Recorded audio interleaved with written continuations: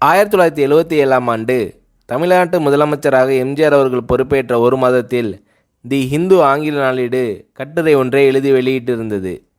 அதில் முதலமைச்சர் பதவி என்பது அதிகாரம் வாய்ந்தது அல்ல, அதிகாரமும் பணபலமும் உள்ள பலரை தினமும் சந்திக்க வேண்டிய ஓர் இடமே தவிர அதிகாரம் குவிந்துள்ள இடமல்ல என்று எம்ஜிஆர் கூறியிருப்பதை பார்த்தால் அவர் முதலமைச்சர் பதவி என்பது எவ்வளவு கடுமையானது என்பதை உணர்ந்திருக்கிறார் என்பதை தெளிவுபடுத்துகிறது.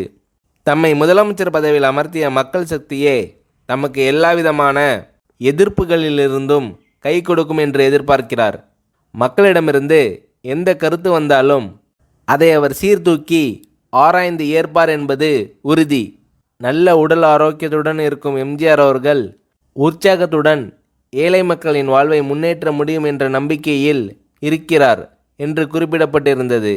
அதன் அடிப்படையில் 1977, 1980, 1984 ஆகிய ஆண்டுகளில் அடுத்தடுத்து தமிழக முதலமைச்சர் பொறுப்பேற்ற எம்ஜிஆர் தம்மால் இயன்றவரை மக்கள் நலனுக்காக, மக்களின் முன்னேற்றத்திற்காக பாடுபட்டார்.